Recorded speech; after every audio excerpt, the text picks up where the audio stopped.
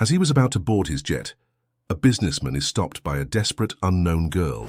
She claims to have overheard a sabotage plan, but he ignores her, focused on his million-dollar meeting. What seemed like madness reveals a conspiracy from within his own company. If you were touched by this beautiful story of resilience and love, don't forget to subscribe to our channel and tell us which city you're watching from. Continuing. The Seattle skyline glistened against the rare, cloudless sky as Jack Reynolds checked his watch for the third time in 5 minutes. The CEO of Reynolds Aviation, one of America's leading aircraft component manufacturers, wasn't accustomed to waiting. The world waited for him. "Mr. Bennett called again, sir," said his assistant Melissa, handing him a coffee. "He insists on speaking with you before the Portland meeting." Jack frowned. Marcus Bennett, his business partner of 20 years, had been increasingly pushy about company changes Jack wasn't willing to make. "Tell him we'll talk when I return," Jack replied, running a hand through his silver hair.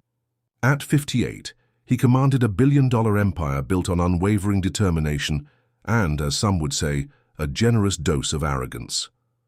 Thomas Wright, his pilot, approached with his worn leather flight bag, a middle-aged man with over 30 years of experience and the only employee Jack truly respected. "All set, Mr. Reynolds. We take off in 10 minutes. Jack nodded, occupied with an important call. Reynolds Aviation's future depended on the contract he expected to close that afternoon. He was so absorbed in the conversation that he barely noticed the commotion near the cargo area.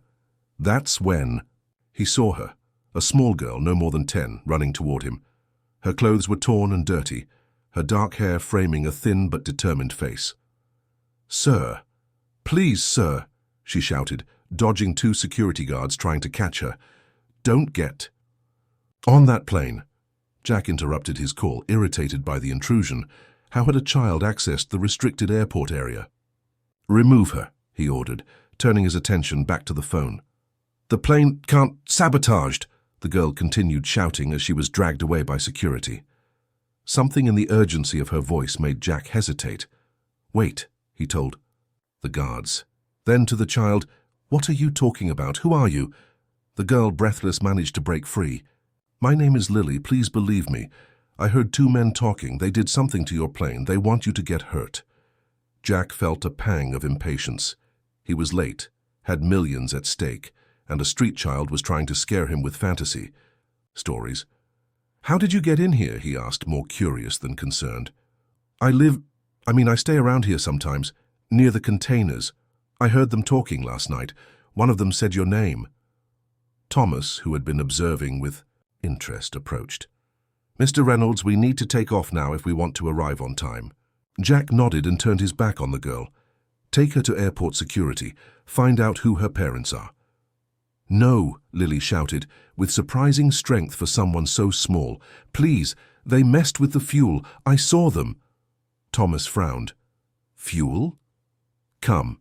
On, Thomas, we don't have time for this." The pilot looked thoughtful. "I'll do a final check, sir. It doesn't hurt to be cautious." Jack rolled his eyes but agreed.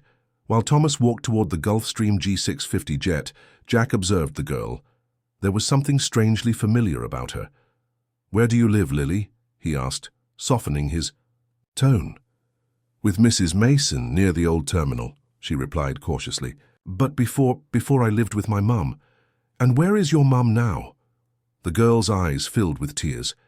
"She disappeared after she tried to warn about—" Thomas returned at that moment, his usually impassive face showing concern. "Mr. Reynolds, something's wrong. The fuel has a different smell, more chemical. I've never experienced this before." Jack felt a chill run down his spine. In 25 years of flying with Thomas, he'd never seen him worried without good reason. "Are you saying the girl might be right?" Thomas looked at Lily. "I don't know what she knows, but something definitely isn't right." Jack hesitated.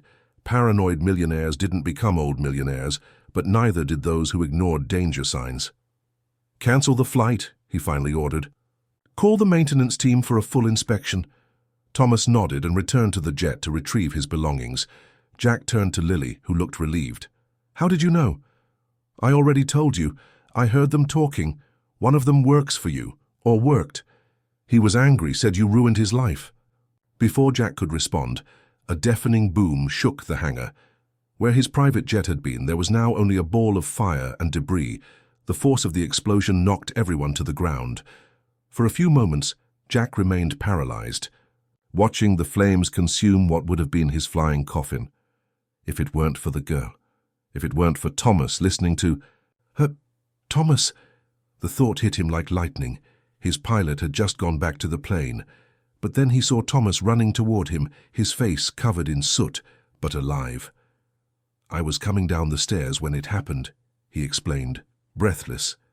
Sirens began to sound in the distance. Soon the hangar was filled with firefighters, police officers, and airport security. Amid the chaos, Jack searched for the girl who had saved his life. Lily had vanished. "Where is she?" he asked one of the security guards. "The girl who was with me." "What girl, sir?" Jack looked around, confused. Dozens of people were running back and forth, but no sign of Lily. It was as if she had evaporated into thin air. While firefighters fought the fire, Jack was taken to a secure office. The police asked questions about enemies, recent threats, problems in the company. Jack answered mechanically, his mind still processing what had happened. Daniel Harris, his personal lawyer and longtime friend, arrived at the airport less than an hour later, bringing 2 private investigators with him. "My God, Jack," he said, looking genuinely shaken. "You could have—" "But I didn't," Jack interrupted. "Thanks to a girl no one can find." Daniel frowned. "What girl?" Jack described Lily, the warning, the disappearance. "I need to find her, Daniel. She knows who did this." "We'll find her," Daniel assured him. "But first, we need to ensure your safety. Whoever did this might try again." As they spoke, Jack's cell phone rang. "Unknown number." "Reynolds," he answered cautiously. Silence on the other end, then a female voice, low and urgent. "The girl is safe, but you're both still in danger."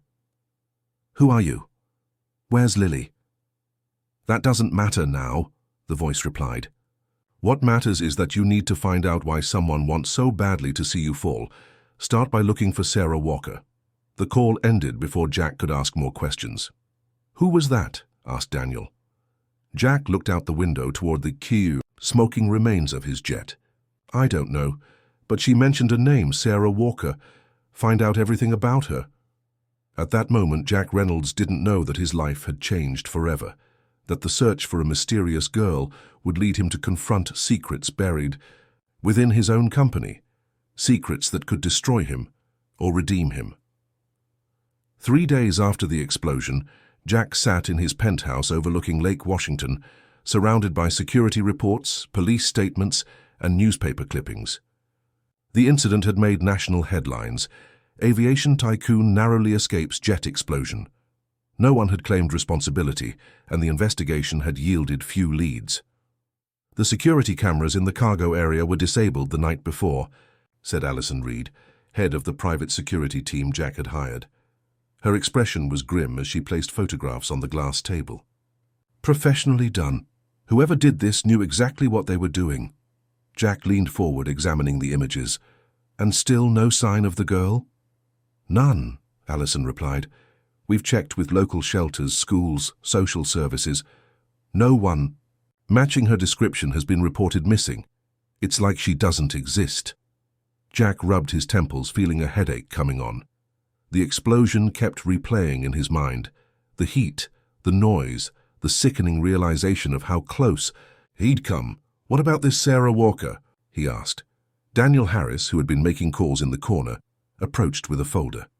"Former Reynolds aviation employee, senior safety engineer, worked for the company for 8 years before being terminated 3 years ago." Terminated? On what grounds? Daniel hesitated. Officially insubordination and spreading false information that could damage the company's reputation. And unofficially? She filed multiple internal reports claiming safety protocols were being bypassed. Specifically, she alleged that substandard components were being installed in aircraft to cut costs. Daniel cleared his throat. Reports that were systematically buried by upper management. Jack frowned. "That's impossible." I would have known. Would you? Daniel's tone was gentle but firm.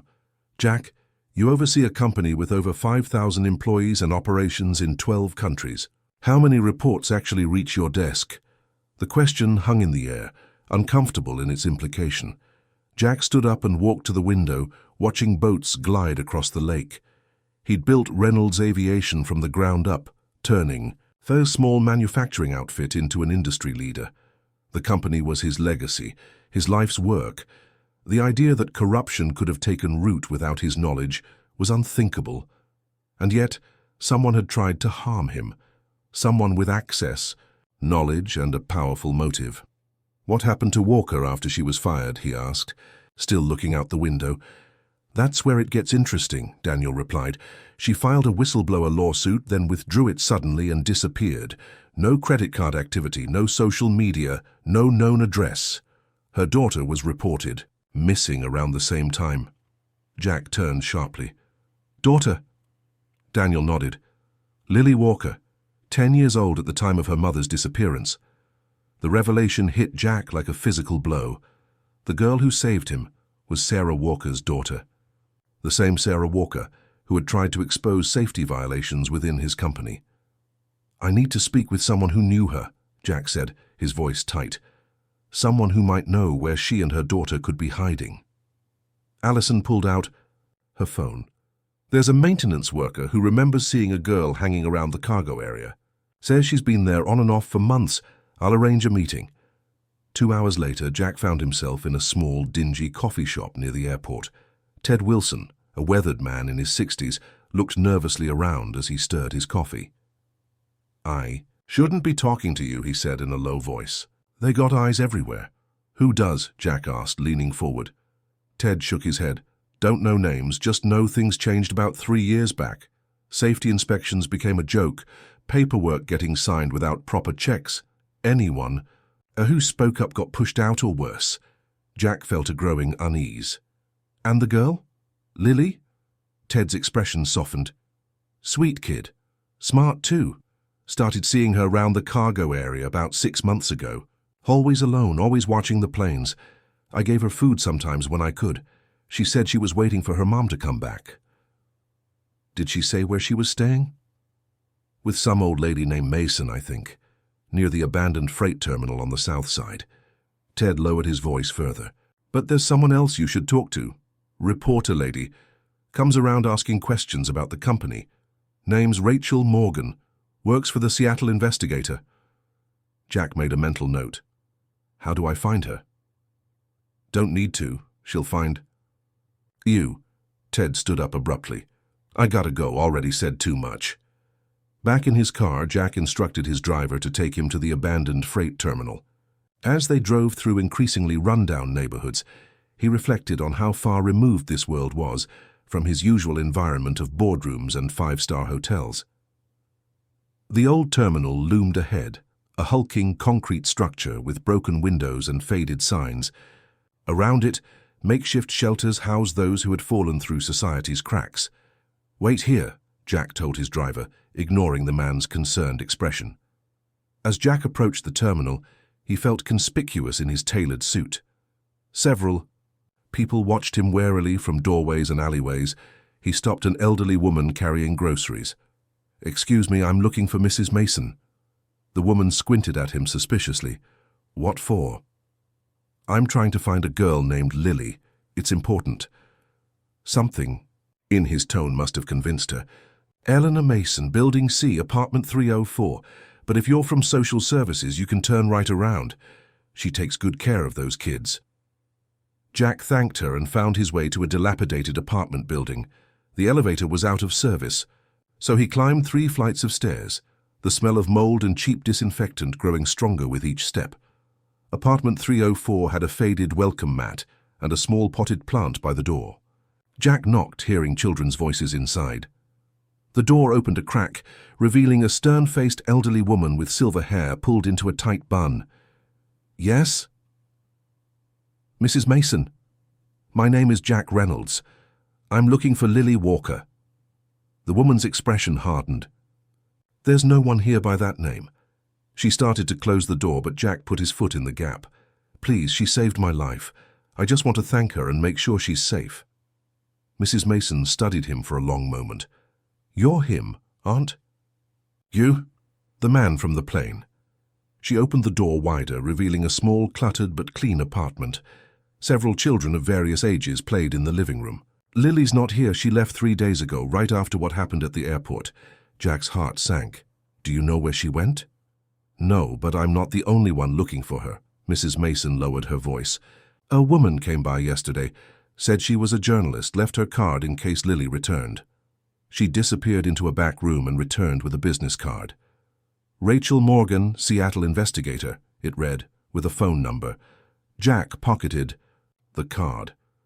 "If Lily comes back, please tell her Jack Reynolds wants to thank her, and that I believe what her mother was trying to say." As Jack turned to leave, Mrs. Mason called after him. "Mr. Reynolds, Lily is a special girl.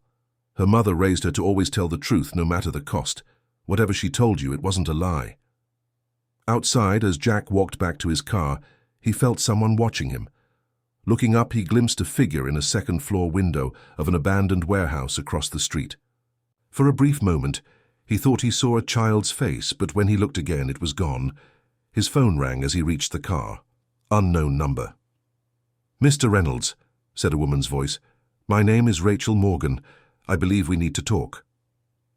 "How did you get this number?" Jack demanded. "The same way I know you just visited Eleanor Mason looking for Lily Walker," Rachel replied calmly. "I'm investigating safety violations at Reynolds Aviation and their connection to Sarah Walker's disappearance. Meet me tomorrow, 10 a.m. at Volunteer Park by the Asian Art Museum. Come alone." The line went dead before Jack could respond. As his driver navigated back through the city, Jack stared out the window, his mind racing. 3 years ago, Sarah Walker had tried to expose problems in his company and disappeared. Now her daughter had saved him from an explosion that would have claimed his life. Nothing was coincidental. Nothing was random. Someone had been stealing safety from the skies he'd sworn to protect, and they'd been doing it under his nose, in his name. Jack Reynolds had built his empire on the promise of safe air travel. Now he was beginning to wonder if that promise had been broken long ago, and what price others had paid for his ignorance. Volunteer Park was quiet that morning, the Seattle skyline partially obscured by a light fog that clung to the trees. Jack arrived early, dismissing his security detail despite their protests. He needed answers, not protection. He spotted Rachel Morgan instantly, a tall woman with copper hair pulled back in a practical ponytail, sitting on a bench with a notebook balanced on her knee. She looked up as he approached, her sharp green eyes assessing him coolly. "Mr. Reynolds," she said, not rising, "I appreciate you coming." Jack sat beside her, maintaining a professional distance. "You said you're investigating my company. Why?" Rachel closed her notebook. 3 years ago, I received an anonymous tip about safety violations at Reynolds Aviation, parts that didn't meet federal standards being installed in commercial aircraft, falsified inspection reports, regulators being bribed to look the other way. "Impossible," Jack said automatically, but his denial lacked conviction. "Is it?" Rachel pulled a folder from her bag and handed it to him. "These are copies of internal documents from your company. Inspection reports with 2 versions, the real ones identifying problems, and the cleaned-up versions that went to the FAA. Jack flipped through the papers, his stomach tightening. The documents appeared authentic, complete with Reynolds. Aviation letterhead and signatures he recognized. "Where did you get these?" "Sarah Walker provided them before she disappeared." Rachel's voice softened slightly. "She believed in your company's mission, Mr. Reynolds. That's why she fought so hard to expose the corruption." Jack closed the folder, his mind racing. "If what you're saying is true, why not publish it? Why come to me now?" "Because journalism requires proof beyond reasonable doubt, and key evidence disappeared with Sarah." Rachel looked him directly in the eyes. "And because I believe you, didn't know." The statement hung between them, an accusation and absolution wrapped in one. Jack had built his company on principles of safety and excellence, But had he become so focused on expansion and profits that he'd lost sight of those principles? "Tell me about Lily," he said finally. Rachel's expression changed, a mixture of concern and admiration crossing her face. Extraordinary child, brilliant like her mother. After Sarah disappeared, social services tried to place Lily in foster care, but she ran away repeatedly. Eventually, she found Mrs. Mason, who takes in strays without asking too many questions. How? Did she know about the explosion? About my plane? Lily has been watching your company for months, hoping to find clues about her mother's whereabouts. She sleeps in abandoned maintenance buildings, shipping containers, anywhere she can stay hidden while keeping an eye on airport operations. Rachel hesitated. 2 nights ago, she overheard a conversation between 2 men discussing a mechanical failure that would solve the Reynolds problem. Jack felt a chill. She recognized them?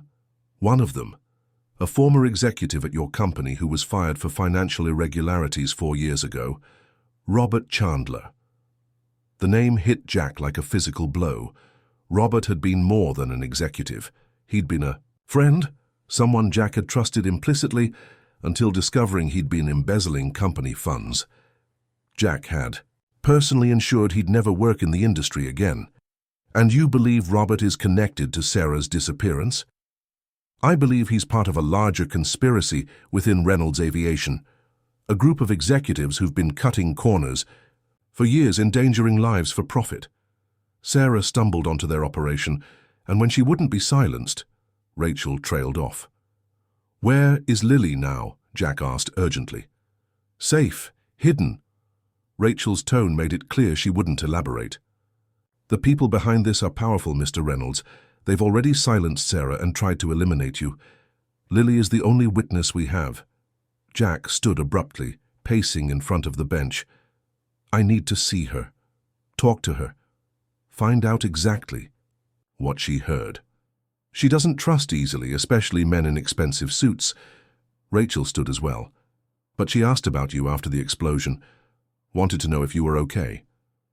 Something about that simple concern from a child who had every reason to hate him touched Jack deeply. "I owe her my life." "Then help me expose the truth," Rachel said. "Help me find Sarah Walker." Jack considered his options. His entire world had been upended in the space of 3 days. His company, his legacy, was potentially built on corruption. He'd been too blind or too busy to see. Someone he'd trusted had tried to harm him, and a child living on the streets had saved him. A child whose mother had tried to do the right thing and vanished for her efforts. "What do you need from me?" he asked finally. "Access to Reynolds Aviation records, internal communications, board meeting minutes, anything related to safety inspections and parts procurement over the past 5 years. Rachel held his gaze steadily. "And your protection for Lily while we investigate." "Done," Jack said without hesitation. "But I want to meet her today." Rachel seemed to weigh his sincerity before nodding. "I'll arrange it, but on her terms, not yours." As the fog began to lift, they walked through the park, Rachel outlining what she knew about the case. Sarah Walker had been a respected engineer, rising quickly through the ranks at Reynolds Aviation until she began noticing discrepancies in safety protocols. Her concerns were initially dismissed as excessive caution, then as troublemaking. When she gathered evidence and threatened to go to federal regulators, she was fired for insubordination. "She filed a whistleblower lawsuit," Rachel continued, "but withdrew it suddenly and disappeared with Lily. No one has seen her since, though Lily remains convinced her mother is alive in hiding." "And you?" Jack asked. "Do you believe she's alive?" Rachel paused before a large rhododendron bush. "I received an email 6 months ago from an anonymous account. It contained technical specifications that only Sarah would know, along with a message, 'Keep watching the skies.' That's when I started working with Lily." Jack absorbed this information, a new possibility forming in his mind. "The voice on the phone, after the explosion, that was Sarah, wasn't it?" Rachel neither confirmed nor denied, simply saying, "We should go. Lily will be waiting." They drove in Rachel's modest sedan to a quiet residential neighborhood in North Seattle. The house was small but well maintained, with a fenced yard and wind chimes hanging from the porch. "My place," Rachel explained as she unlocked the door. "One of the few safe locations we've established." Inside, the home was warm and lived in, with bookshelves lining the walls and a cat sleeping on a window seat. Rachel called out softly, "Lily, it's me. I brought someone to see you." For a moment, nothing happened. Then a small figure emerged from a back room, her dark eyes wary and intelligent. She was cleaner than when Jack had last seen her, wearing jeans and a sweater that looked new, but her posture remained cautious, ready to bolt at the first sign of danger. "Hello, Mr. Reynolds," she said, her voice stronger and more composed than he remembered. Jack felt a surge of emotion he couldn't quite name. Gratitude, certainly, but also shame and a fierce protectiveness that surprised him. "Hello, Lily," he replied gently. "I wanted to thank you for saving my life." She shrugged, uncomfortable with the acknowledgement. "You wouldn't have believed me if Mr. Wright hadn't checked the fuel." The observation was astute and slightly accusatory. Jack couldn't deny it. "You're right, I almost didn't listen to you. I'm sorry for that." Lily seemed surprised by the apology. She moved further into awe, the room studying him with the same intensity he was studying her. "Can you tell me what you heard?" Jack asked. "The men who were talking about the plane?" Lily glanced at Rachel, who nodded encouragingly. "I was sleeping in the old cargo containers where they store equipment. 2 men came in late. They didn't see me because I was hidden behind some crates." She took a deep breath. "One of them said they had to take care of Reynolds before the Portland meeting, that you were getting too close to the truth." "Did you recognize either of them?" Lily nodded. "The tall one. He used to come to our house sometimes before Mom disappeared. He and Mom would argue. She called him a corrupt, greedy monster." "Robert Chandler," Jack suggested. "Yes." Lily's expression darkened. "He said you ruined his life and now he would return the favor." The other man talked about how they had altered the fuel mixture to cause catastrophic engine failure once the plane reached cruising altitude. Jack felt sick imagining what would have happened if Lily hadn't warned him. Not just his own loss, but Thomas's as well, and potentially others, if the plane had crashed in a populated area. "Lily," he said carefully, "do you know where your mother is?" The girl's face closed off immediately. No.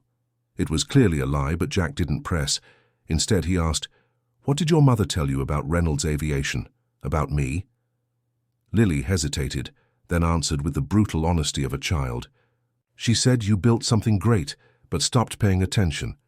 That you surrounded yourself with people who cared more about money than safety, and that people could get hurt because of it." The assessment stung all the more for its accuracy. Jack had been so focused on expansion, on competing globally, that he delegated too much without proper oversight. He trusted the wrong people and ignored the right ones. "Your mother was brave," he said finally. "She tried to do the right thing, and I failed her. I failed everyone who trusted me to run a company that put safety first." He met Lily's gaze. Directly. "I want to make it right, but I need your help." Lily studied him for a long moment, her young face serious beyond her years. Then she reached into her pocket and pulled out a small flash drive. "Mom gave me this before she left. Said to keep it safe until I found someone I could trust." She held it tightly, not yet willing to relinquish it. She said it contained the truth about Reynolds Aviation, about what they were doing. Jack looked at the small device. Potentially, holding evidence of corruption within his own company, gathered by a woman who had tried to warn him and paid a terrible price. "And do you trust me, Lily?" he asked softly. She didn't answer immediately, weighing him with those solemn dark eyes. "I don't know yet," she said honestly, "but Mom always said we should give people a chance to do the right thing." She extended her hand, offering the flash drive. "This is your chance, Mr. Reynolds." As Jack accepted the drive, he made a silent promise, to Lily, to her missing mother, and to himself.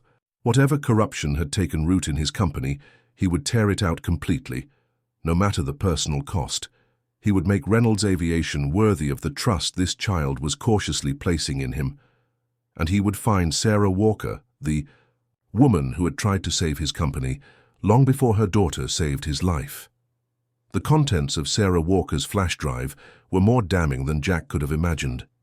Sitting in his home office with Rachel Morgan and Daniel Harris, he stared at the screen, document after document revealing a systematic corruption that had infiltrated every level of Reynolds Aviation. They created a shadow procurement system, Daniel explained, pointing to spreadsheets detailing parts purchases, ordering FAA-certified components on paper, but actually installing cheaper substandard parts and pocketing the difference. Rachel nodded grimly. Sarah documented at least 17 instances where safety-critical components were swapped. Hydraulic systems, electrical components, engine parts, all replaced with counterfeits or refurbished items that didn't meet safety standards. Jack scrolled through internal emails between executives he'd trusted for years, their casual discussions of fraud and cover-ups making him physically ill. These were people he'd invited to his home, whose children's college educations he'd helped fund, whose careers he'd nurtured. "How many aircraft?" he asked, his voice barely above a whisper. Daniel hesitated. Based on these records, potentially, hundreds. The enormity of it crashed down on Jack. Hundreds of planes carrying thousands of passengers, flying with compromised safety systems. It was a betrayal not just of his trust, but of everything Reynolds Aviation stood for. "We need to ground every aircraft that might be affected," he said immediately. "Issue a safety directive. Begin inspections." "Jack," Daniel interrupted. Gently, "There's more. Look at this email chain." The correspondence was between Robert Chandler and Marcus Bennett, Jack's current business partner. In it, they discussed handling the Walker situation and making sure she couldn't damage the company's reputation. Marcus knew, Jack said, the betrayal cutting deeper. He was part of this. Rachel leaned forward. "According to these documents, it goes back at least 5 years. A small group of executives realized they could increase profit margins by cutting corners on parts and maintenance. When Sarah started asking questions, they closed ranks against her. Jack thought back to all the board meetings, all the impressive profit reports. He'd praised Marcus and the others for their efficiency, never questioning how they'd achieved such remarkable margins in an industry with typically thin profits. "Where does this leave us legally?" he asked Daniel. The lawyer's expression was grave. Criminal negligence at minimum, potentially fraud, conspiracy, obstruction of justice. If the FAA and Department of Justice get involved, and they will, Reynolds Aviation could face crippling fines, not to mention the civil lawsuits once this becomes public. "What about Sarah?" Jack turned to Rachel. "These emails suggest she was being threatened, did they?" He couldn't finish the question. "I don't believe so," Rachel replied. "The last email indicates she got the message and was no longer a problem. I think she realized the danger and went into hiding with evidence they couldn't afford to let her reveal." Jack stood abruptly, unable to sit still with the weight of these revelations. "I want to meet with her." "Jack," Daniel began. "She trusted her daughter's safety to us," Jack interrupted. "The least I can do is face her myself and take responsibility for what happened in my company." Rachel studied him for a long moment. "I'll see what I can arrange, but there's someone else we need to deal with first." "Marcus," Jack said, the name bitter on his tongue. "He knows you survived the attempt on your life," Daniel pointed out. "He must be planning his next move." As if on cue, Jack's phone rang. Marcus Bennett's name flashed on the screen. "Jack," answered, keeping his voice neutral despite the anger burning inside him. "Marcus." "Jack, thank God." Marcus sounded relieved, the concern in his voice so convincing that for a moment Jack almost doubted the evidence before him. "I've been trying to reach you for days. This explosion, the police are saying it wasn't an accident." "No," Jack replied coldly. "It wasn't." There was a brief pause. "Jack, we need to talk. Privately. There are things happening in the company that I think you should know about." Jack met Rachel's eyes across the table. "I'm listening." "Not over the phone. Meet me at the Bridgewater Club in an hour." "The private dining room." Marcus lowered his voice. "I think someone inside Reynolds Aviation might have been involved in the explosion. I have documents you need to see." The audacity was breathtaking. Marcus was clearly planning to create a false narrative, perhaps even frame someone else for the corruption he'd helped orchestrate. "I'll be there," Jack said, and ended the call. Daniel looked alarmed. "You can't seriously be considering meeting him alone." "Of course not," Jack replied. "But this is our chance to get Marcus on record. If he's desperate enough to fabricate evidence against someone else, he might inadvertently incriminate himself." Rachel nodded approvingly. "We need to record the conversation, and you'll need to wear a wire." An hour later, Jack was sitting in the wood-paneled private dining room of the Bridgewater Club, Seattle's most exclusive establishment for the business elite. A nearly invisible earpiece connected him to Rachel and Daniel, who were parked outside monitoring the transmission from the recording device concealed under his suit jacket. Marcus arrived precisely on time, impeccably dressed as always, his silver hair perfectly coiffed. At 62, he still maintained the physique of a man 15 years younger through rigorous exercise, and, Jack suspected, expensive cosmetic procedures. "Jack," he said warmly, extending his hand, "I've been worried sick." Jack forced himself to shake the hand of the man who had tried to end his life. "Let's skip the pleasantries, Marcus. You said you have information about the explosion." Marcus's smile faltered slightly as he took a seat across from Jack. "Straight to business, as always." He placed a leather portfolio on the table. "I've been conducting my own investigation. What I've found is disturbing." He opened the portfolio and slid several documents across to Jack. They appeared to be bank statements and emails, carefully curated to suggest that Thomas Wright, Jack's loyal pilot, had received large payments from a competitor airline company. "Your pilot has been compromised," Marcus said gravely. "He's been paid to sabotage Reynolds' aircraft. The explosion was meant to look like an accident, throwing suspicion on our safety record and tanking our stock before the government contract announcement." Jack studied the documents, noting the clumsy forgery that might have fooled him had he not already seen the genuine evidence of Marcus's guilt. "Interesting theory," he said neutrally. "And what led you to investigate Thomas specifically?" "Anonymous tip," Marcus replied smoothly. "After the explosion, I received a call suggesting I look into unusual deposits in Wright's accounts. When I did, he gestured to the fabricated bank statements. So you're suggesting that Thomas, who's worked for me for over 25 years, suddenly decided to risk his own life by tampering with a plane he would be flying himself?" Jack raised an eyebrow. Marcus shifted uncomfortably. The plan must have gone wrong. Perhaps he intended to discover the problem before takeoff, playing the hero while sowing doubts about our safety protocols. "That's quite a story," Jack said, leaning back. "Almost as interesting as the one about executives at Reynolds Aviation, systematically replacing certified parts with counterfeit components to increase profit margins." The color drained from Marcus's face. "What are you talking about?" "I'm talking about fraud, Marcus. Conspiracy. Endangering lives for money." Jack's voice remained calm despite the rage simmering beneath. "I'm talking about Sarah Walker, who tried to expose the scheme and was threatened into hiding. I'm talking about her daughter, who overheard you and Robert planning to have me eliminated when I started asking questions about discrepancies in our safety records." Marcus's expression hardened, the facade of concern vanishing. "You can't prove any of that." Jack smiled thinly. "Actually, I can. Sarah kept very detailed records that are now in my possession." For a moment, Marcus seemed genuinely shaken. Then his composure returned, a calculating look replacing the brief panic. "Be reasonable, Jack. Do you have any idea what would happen if this got out? Reynolds Aviation would be finished, thousands of jobs lost, your legacy destroyed." "My legacy," Jack repeated incredulously. "My legacy is already tainted by what you've done in my name." Marcus leaned forward, lowering his voice. "Listen to me. We can fix this quietly, replace any questionable components, implement new oversight procedures, make it right without anyone knowing it was ever wrong." He smiled persuasively. "The company survives, jobs are protected, and the public never loses faith in air travel. Everyone wins." "And Sarah Walker? What about her? Marcus waved dismissively. A disgruntled former employee who couldn't handle the pressure.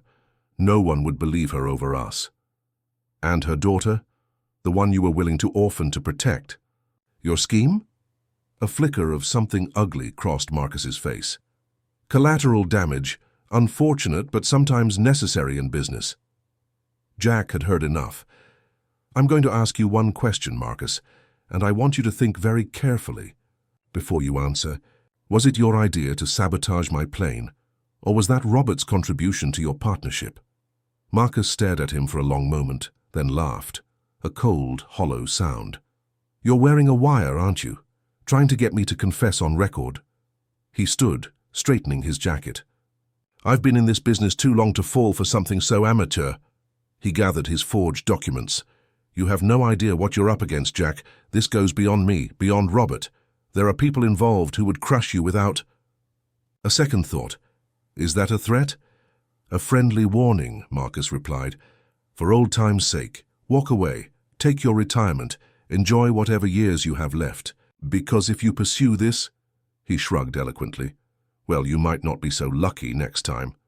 As Marcus turned to leave, Jack called after him. One more thing. Marcus paused at the door, looking back with irritation. You're fired, Jack said simply. A flash of genuine anger crossed Marcus's face before he composed himself. We'll see who's fired when the board hears about your mental breakdown. Paranoid accusations, conspiracy theories, they'll have you removed by the end of the week. After Marcus left, Jack sat alone in the dining room. The weight of everything he'd learned pressing down on him. In his ear, Rachel's voice was urgent. We got it all, Jack, the threats, the dismissal of Lily as collateral damage. It's not a confession, but it's enough to warrant a full investigation. Daniel added, I'm contacting the FBI.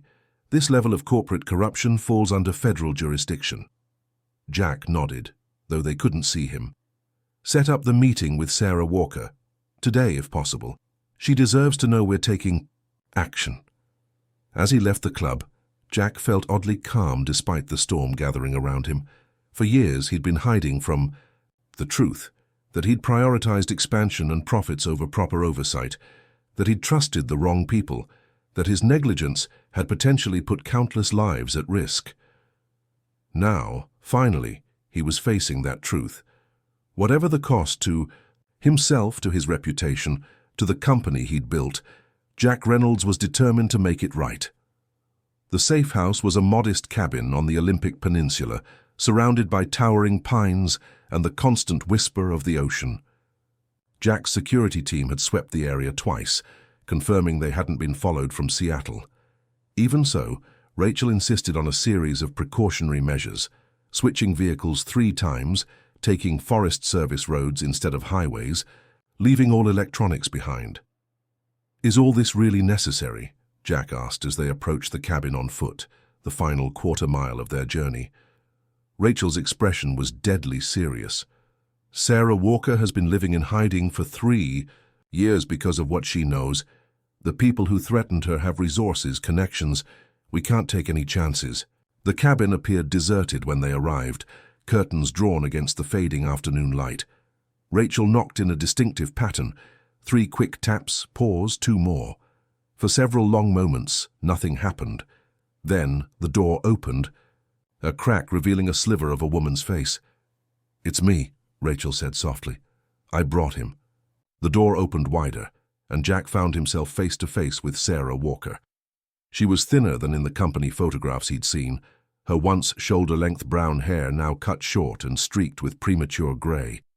But her eyes were the same, intelligent, perceptive, and deeply wary. Mr. Reynolds, she said, her voice steady despite the tension evident in her posture. I wasn't sure you'd come. Ms. Walker, Jack replied, suddenly unsure what to say to the woman whose life had been upended by corruption in his company. Thank you for agreeing to meet with me. She stepped back, allowing them inside the sparsely furnished cabin. A small wood stove provided warmth, and the simple living area contained just a worn sofa, 2 chairs, and a table covered with papers and a laptop. Where's Lily? Rachel asked, looking around. In the back room, Sarah replied, Still watching. Jack carefully. Reading. She doesn't know you're bringing him. Jack understood her caution. Ms. Walker, I want you to know that your daughter saved my life. And after seeing the evidence you gathered, I understand why you did what you did. I'm here to make things right. Sarah's expression remained guarded. It's been 3 years, Mr. Reynolds. 3 years of looking over my shoulder, of living in the shadows. 3 years of watching my daughter grow up without friends, without a normal life. Her voice hardened. And all because I tried to do the right thing at your company. Jack felt the weight of her accusation. You're right. And there's no excuse. For my ignorance. I failed as a CEO, as a leader. I trusted people who didn't deserve trust, and I ignored people like you who were trying to protect the integrity of the company. He met her gaze directly. I'm sorry, Ms. Walker, truly. Something in his sincerity seemed to reach her. Sarah's shoulders relaxed slightly. Lily told me what happened at the airport, that you listened to her warning. Only after my pilot confirmed something was wrong, Jack admitted. I almost dismissed her entirely. If I had... He didn't need to finish the thought. Sarah studied him for a long moment. Rachel says you've seen my files, that you're working with the authorities. The FBI has opened an investigation, Jack confirmed. Marcus Bennett, Robert Chandler, and several other executives are being questioned. We've begun a comprehensive safety review of every aircraft that might have been affected. At what cost to your company? Jack smiled grimly. Considerable.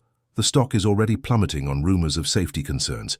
We're facing potential lawsuits, regulatory fines, criminal investigations.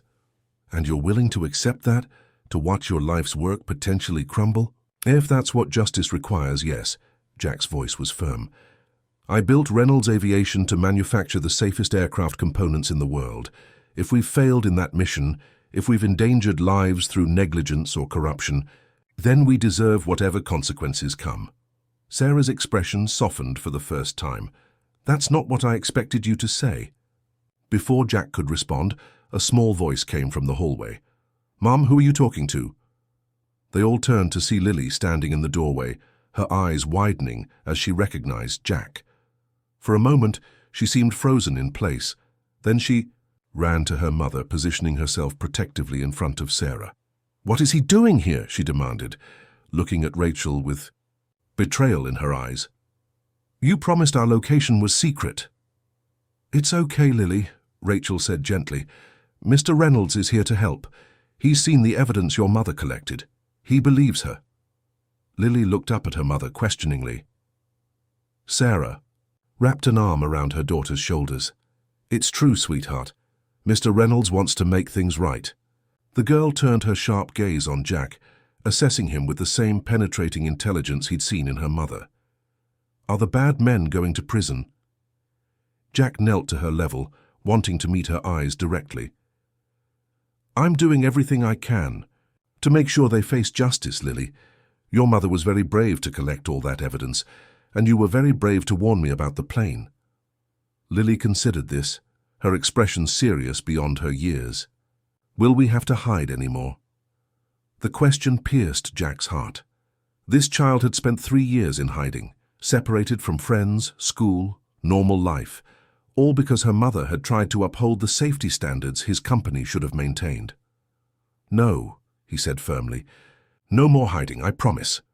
Sarah squeezed her daughter's shoulder. Lily, why don't you go finish your chapter while we talk? Then maybe we can all have dinner together. After Lily reluctantly retreated to the back room, the adults settled around the small table. Sarah opened her laptop, revealing more documents than had been on the flash drive. This is everything, she said. Every falsified inspection, every substituted part, every executive who signed off on the fraud. I was compiling it for the FAA when the threats started. What kind of threats? Jack asked. Sarah's face tightened. At first, just professional ones. I was told I'd never work in aerospace again. Then someone broke into our home while we were out. Nothing was taken, but things were moved. A clear message that they could get to us anytime. She took a deep breath. The final straw was when Lily's school received a call that I'd been in an accident. A man I'd never seen before tried to pick her up, claiming to be her uncle. Thankfully, her teacher knew Lily had no uncles and refused to release her. Jack felt sick. "That's when you disappeared." Sarah nodded. "That night. We packed what we could carry and left. Rachel helped us establish new identities, find safe places to stay. We've moved 7 times in 3 years. How did you keep track of Reynolds Aviation while in hiding?" Jack asked. "I still had contacts, people who believed me, who were willing to pass along information. And Rachel, of course." Sarah glanced at the journalist gratefully. "When—" "We heard rumors about safety inspectors being bribed to overlook problems with the new G-series components. I knew we had to act. Those parts are used in nearly every commercial airliner manufactured in the last 2 years. Jack leaned forward. "That's why Marcus was so desperate to stop me from going to Portland. The contract signing was for a comprehensive safety review of all G-series installations, which would have exposed the fraud," Rachel concluded. The full picture was becoming horrifyingly clear. Marcus and his co-conspirators had been willing to orchestrate a fatal accident rather than risk exposure of their scheme. And if they had succeeded, how many more lives might have been lost to faulty components that would never have been discovered? As the conversation continued into the evening, they moved from the table to the living area. Sarah prepared a simple dinner, and Lily joined them, initially wary but gradually warming up as she observed the adults working together. Over pasta and salad, Jack found himself drawn to the remarkable dynamic between mother and daughter. Despite years of hardship, their bond was visibly unshakable. Sarah had somehow managed to continue Lily's education while in hiding. The girl was reading well above her grade level and showed a remarkable aptitude for science and mathematics. "Mum's been teaching me about aircraft design," Lily volunteered, as they cleared the dishes. "I'm going to be an engineer like her someday." "She's already designed her first wing modification," Sarah said with evident pride. "Show Mr. Reynolds your notebook, Lily." The girl hesitated, then retrieved a worn composition book filled with surprisingly sophisticated sketches and calculations. Jack examined them with genuine admiration.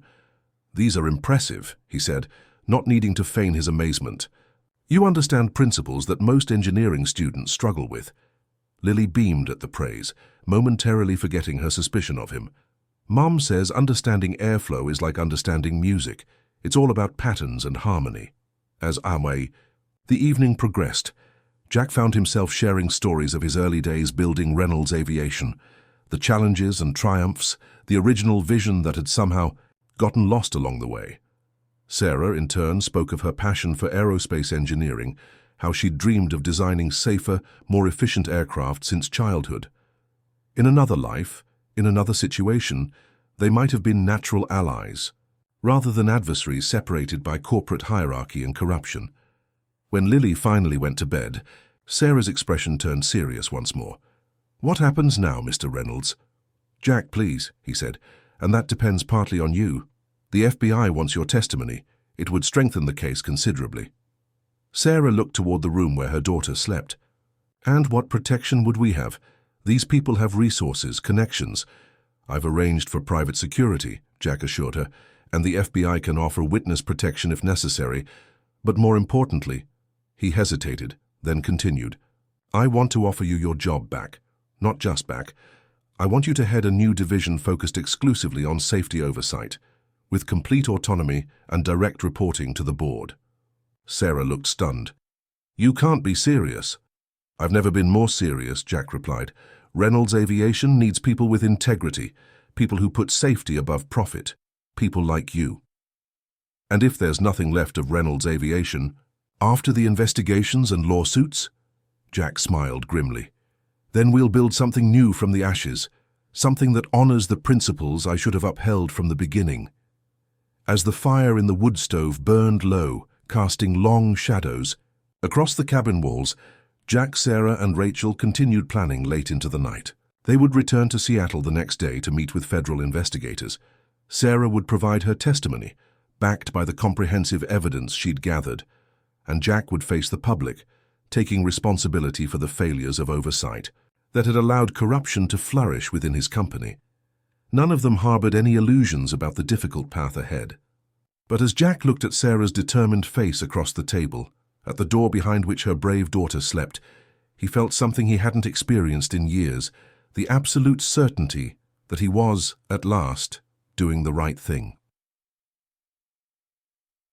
Whatever the personal cost, whatever sacrifice it demanded, Jack Reynolds was committed to making amends for the damage done in his name, to creating a legacy not of wealth or power, but of integrity restored.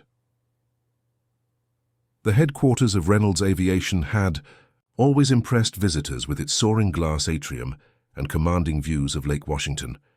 Today, however, the building felt like a fortress under siege. News vans lined the perimeter, reporters clustered at the entrance, and inside, an emergency board meeting was underway that would determine the company's future.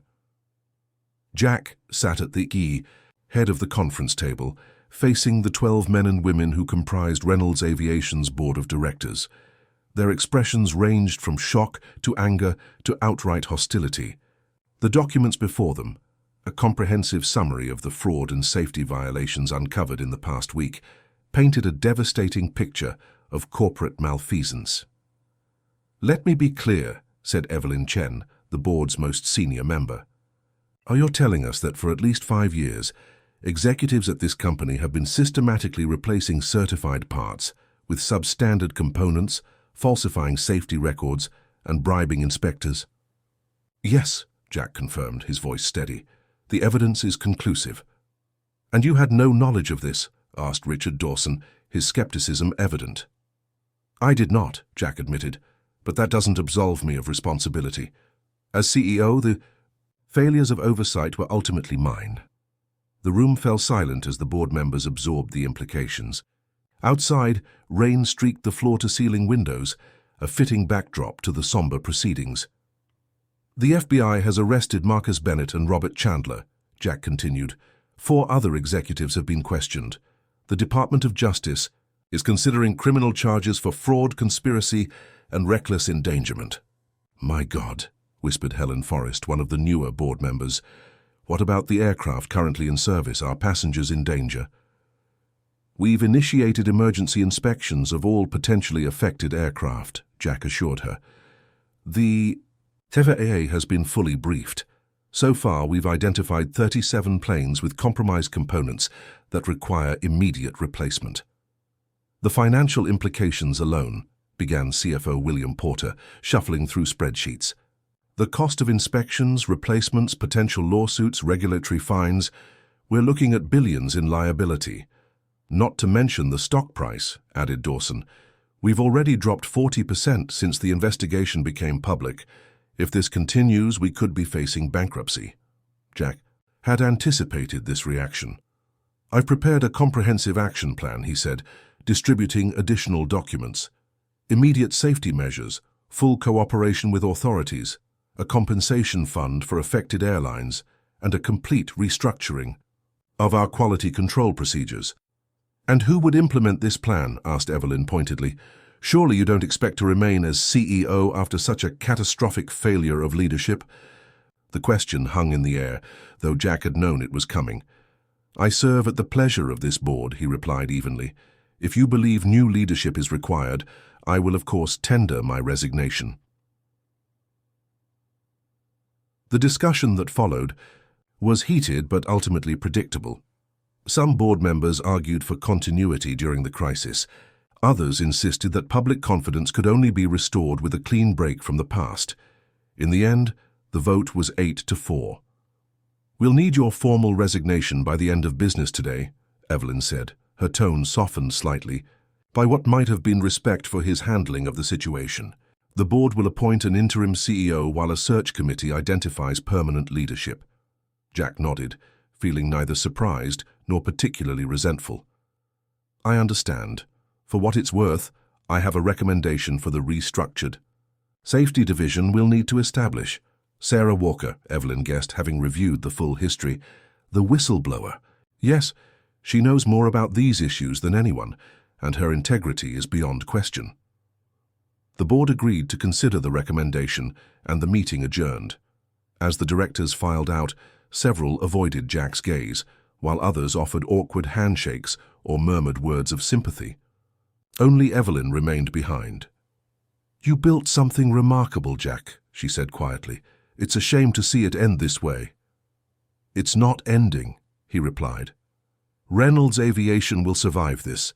It will be different, perhaps smaller, but ultimately stronger for having faced the truth." Evelyn studied him curiously. "You seem surprisingly at peace for a man who just lost everything." Jack considered this.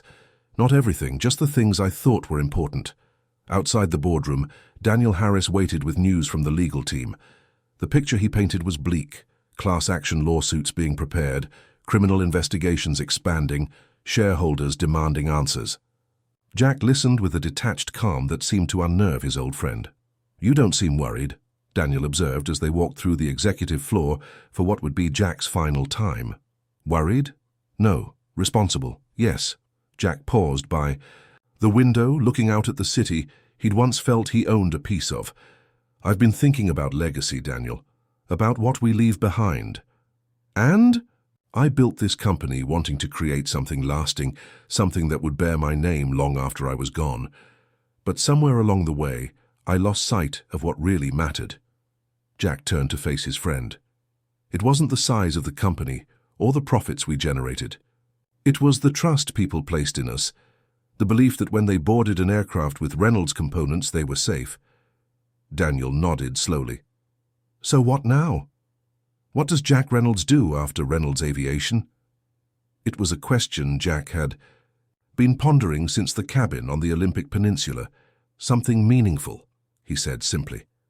That evening, alone in his penthouse, Jack signed the formal resignation letter. 30 years of his life, reduced to a single page of corporate legalese, the financial implications were already becoming clear. His stock options, once worth hundreds of millions, were now a fraction of their former value. Legal fees would consume much of his liquid assets. The mansions in Aspen and Palm Beach would need to be sold. Strangely, none of this troubled him as much as he would have expected. Instead, as he poured himself a glass of scotch and watched the city lights emerge against the darkening sky, Jack felt an unfamiliar sensation, something close to liberation. His phone rang, displaying Rachel Morgan's number. "The story runs tomorrow," she said without preamble. "Front page. I wanted you to see it first." "I appreciate that," Jack replied. "How are Sarah and Lily?" "Safe. The FBI has them in a protected location until the arrests are complete. Sarah asked me to thank you for the job offer, by the way. She's considering it, assuming there's still a company left to work for." "There will be," Jack said with conviction. "Reynolds Aviation is bigger than any one person, including me." After the call ended, Jack opened his laptop and began drafting a different kind of document, a plan for what would become the Reynolds Safety Foundation. He would use the remains of his personal fortune to establish an independent organization dedicated to aviation safety oversight, whistleblower protection, and engineering scholarships for underprivileged youth. The foundation would be his new legacy, not a monument to wealth or power, but a commitment to the values he should have upheld from the beginning. The following weeks unfolded like a slow-motion collapse. The media coverage was relentless, with Reynolds Aviation becoming the centerpiece of a national conversation about corporate accountability and regulatory failure. Jack's name appeared in headlines daily, usually paired with words like negligence, oversight, and downfall. Congress launched hearings. Regulators descended on the company headquarters. Airlines around the world began emergency inspections of their fleets.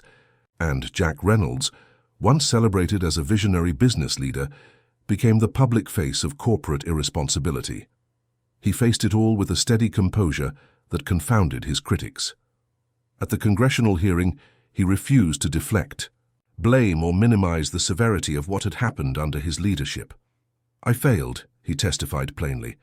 "I failed my employees, my customers, and the flying public who trusted us with their safety. That responsibility is mine alone, and I accept it fully."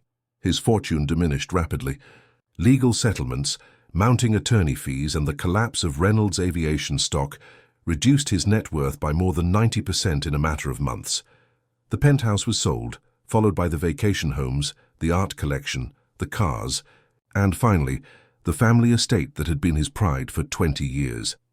By summer, Jack Reynolds, once among the wealthiest individuals in the Pacific Northwest, had moved into a modest two-bedroom apartment in a middle-class neighborhood of Seattle.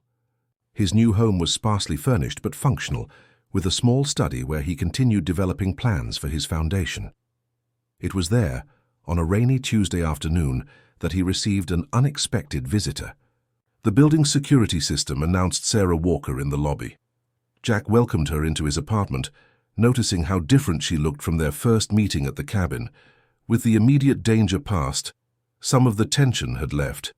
Her face, her hair was growing out, the premature gray now highlighted intentionally, giving her a distinguished appearance that suited her intelligence. "Nice place," she said, glancing around the apartment. "Quite a change from what I imagine you're used to." Jack smiled. "Surprisingly comfortable. I'm finding I needed far less than I thought." Sarah settled on the sofa, declining his offer of tea. "I wanted to thank you in person. The new safety division is moving forward. The interim CEO has given me full authority to rebuild the protocols from the ground up." "That's excellent news," Jack said sincerely. "Reynolds Aviation couldn't be in better hands." "The company will survive," Sarah confirmed. "Smaller, yes, humbled certainly, but with integrity restored." She studied him curiously. "You don't seem bothered by your change in circumstances." Jack considered this. "I lost a company, not a calling. The foundation will allow me to contribute to aviation safety in a different way, perhaps a more meaningful one." "Speaking of meaningful contributions," Sarah said, her expression softening, "Lily has been asking about you. She's been following the news, watching you take responsibility. It's made quite an impression on her." Something warm bloomed in Jack's chest at the mention of the girl. "How is she adjusting to normal life?" "Well, she's starting at a real school next month for the first time in 3 years. She's nervous but excited." Sarah hesitated. "Actually, that's partly why I'm here. She's working on a science project about aircraft design. She wondered if you might offer some guidance." Jack couldn't hide his surprise or his pleasure. "I'd be honored." "She's downstairs in the car," Sarah admitted with a small smile. "I wanted to check with you first." Minutes later, Lily entered the apartment clutching a notebook and regarding Jack with cautious interest.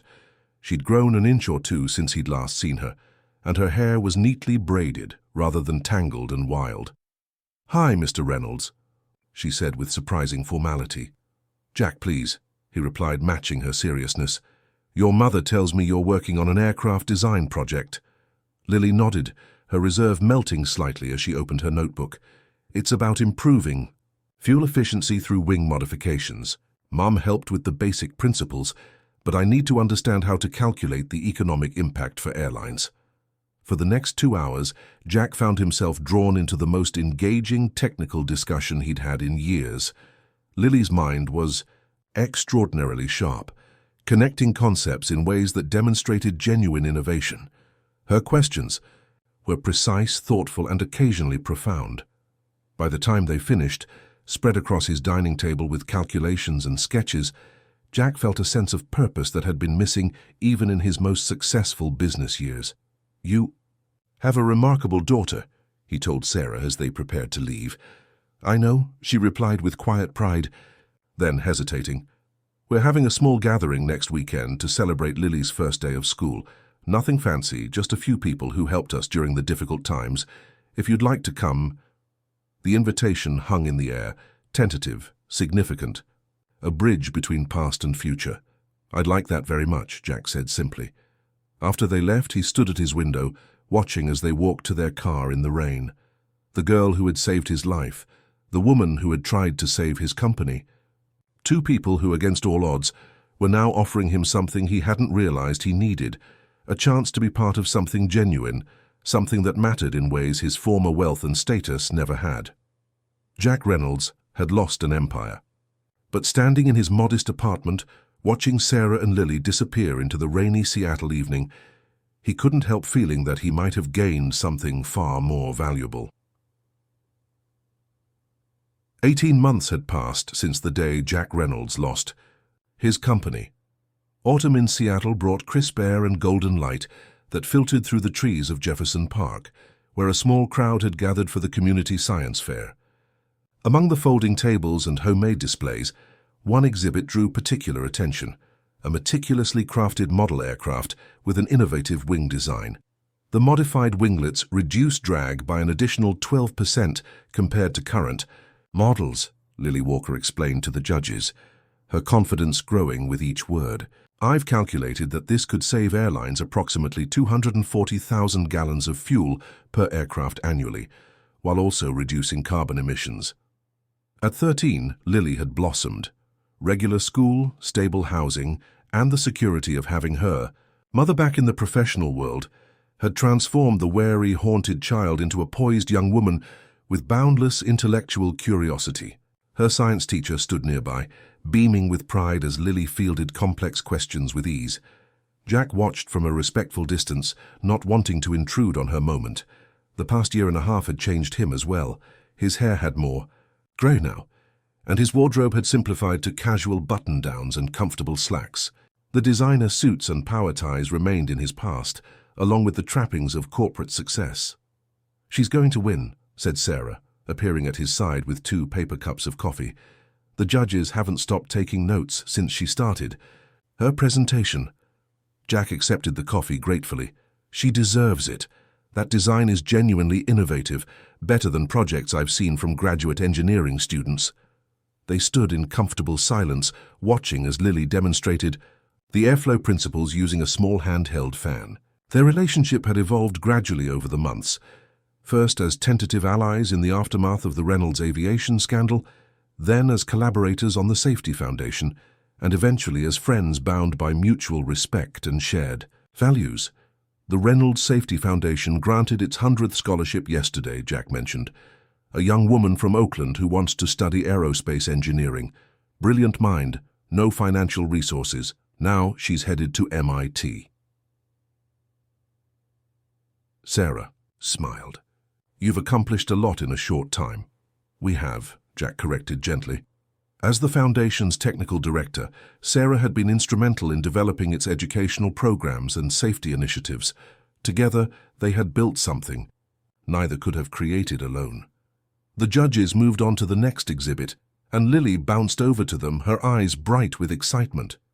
"They asked if I've applied for a patent," she exclaimed. "Professor Winters from the university said my calculations were graduate-level work." "That's because they are," Sarah said, hugging her daughter proudly. "You've put in the work and it shows." Jack helped a lot, Lily acknowledged, with the directness that still characterized her. Somewhere along the way, Mr. Reynolds had become simply Jack, a transition that had meant more to him than he could express. "I just provided some industry context," he demurred. "The innovation is all yours." The awards ceremony wouldn't be for another hour, so they decided to walk through the park. The paths were lined with maple trees in full autumn splendor, their leaves creating a canopy of red and gold above. Lily ran ahead, stopping occasionally to chat with classmates or examine something of interest. "She seems so normal," Jack observed. "After everything she's been through." Sarah nodded. "Children are remarkably resilient, but she still has nightmares sometimes, about hiding, about being found, about losing me." She glanced at him. "Having you in her life has helped more than I expected. Her stable male presence, someone who respects her intelligence and takes her seriously." The observation touched Jack deeply. His own family relationships had been casualties of his business obsession. A marriage that ended in divorce, children who had grown distant as he prioritized the company over everything else. His adult son and daughter had barely spoken to him since the scandal broke, ashamed of the public humiliation and financial losses. "She's taught me more than I've taught her," he admitted. As they rounded a bend in the path, they encountered Thomas Wright, Jack's former pilot, now working as a flight instructor at a local aviation school. After the scandal, Thomas had testified about maintenance concerns he'd raised over the years, concerns that had been repeatedly dismissed by company management. "Jack, Sarah," he greeted them warmly. "I came to see Lily's project.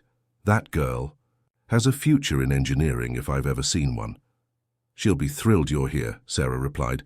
She's still fascinated by your flying stories.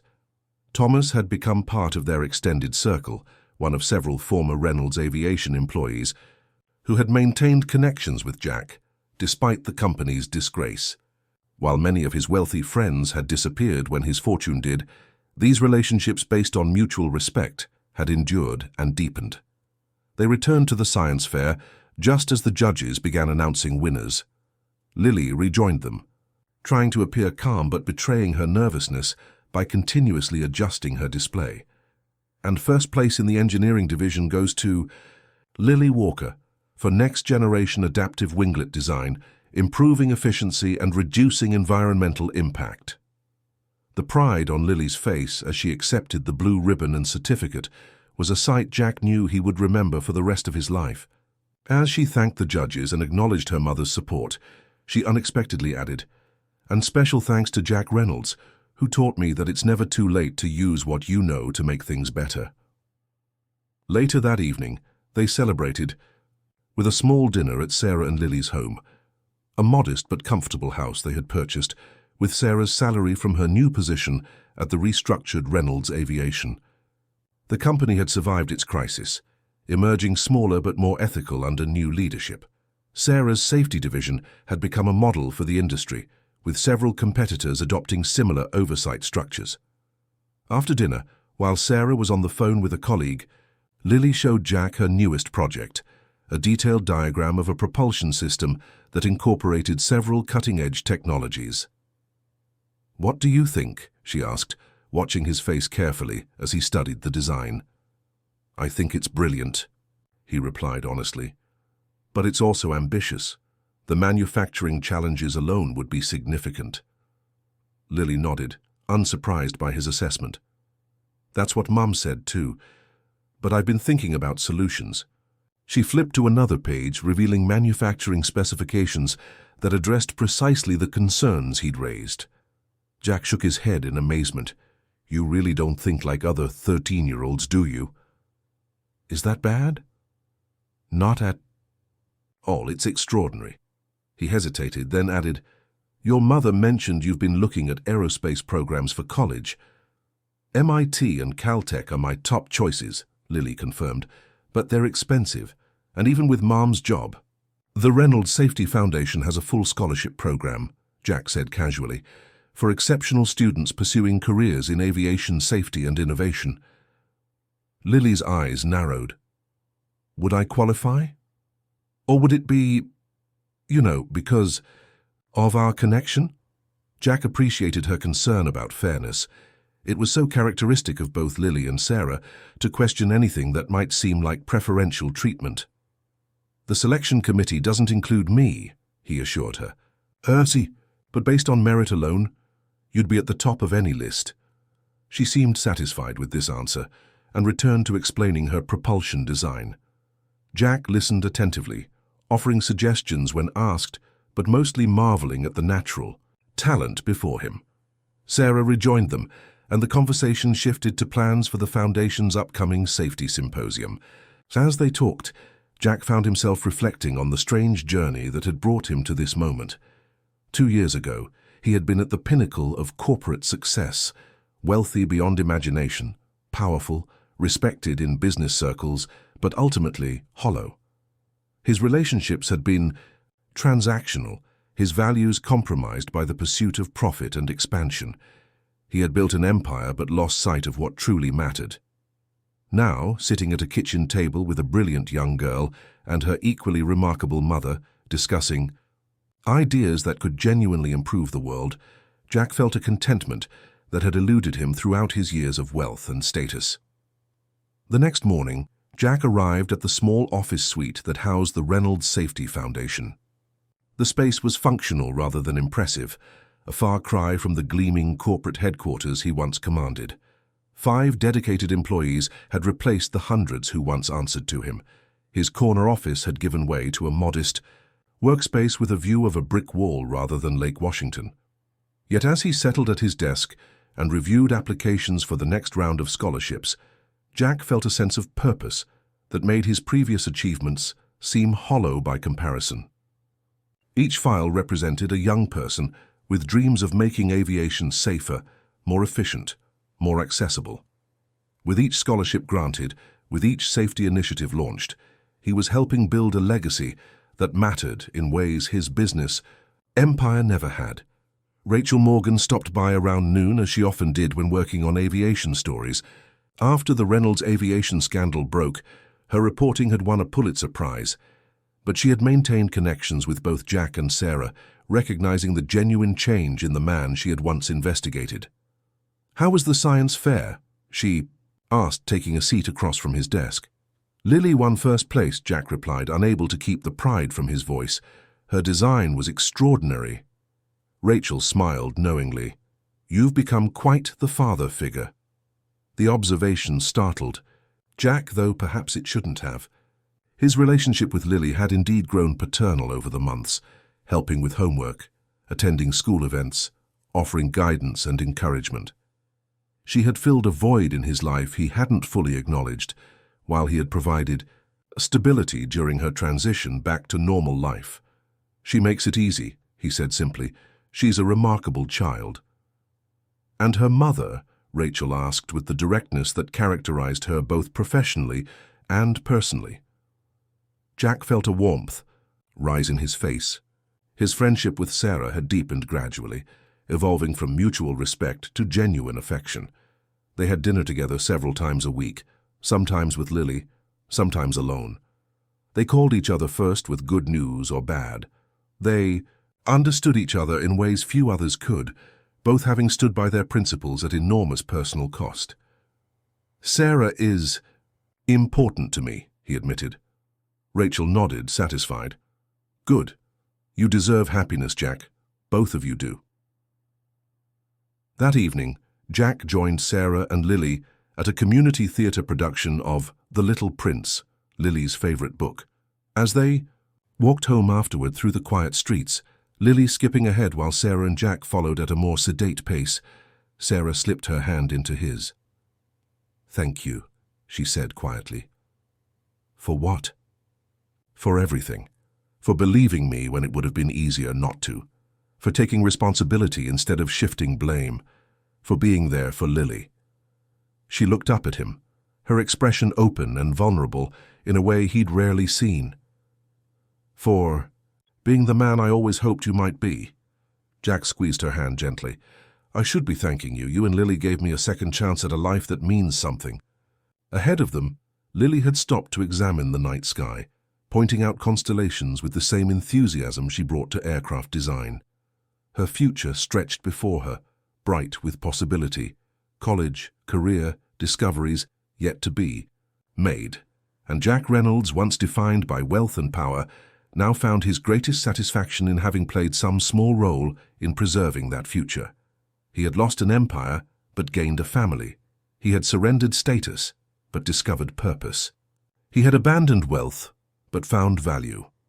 As the three of them walked home through the autumn evening, bound together by shared experience and growing affection, Jack understood what true success looked like. Not a balance sheet or stock price, not buildings bearing his name or magazine covers featuring his face. True success was measured in lives touched, in principles upheld, in relationships built on honesty and mutual respect. It was measured in the smile of a brilliant young girl explaining the stars, and in the hand of a courageous woman intertwined with his own. Jack Reynolds had fallen from the heights of corporate America, stripped of nearly everything that once defined him. But walking through the quiet Seattle streets with Sarah and Lily, he knew with absolute certainty that he had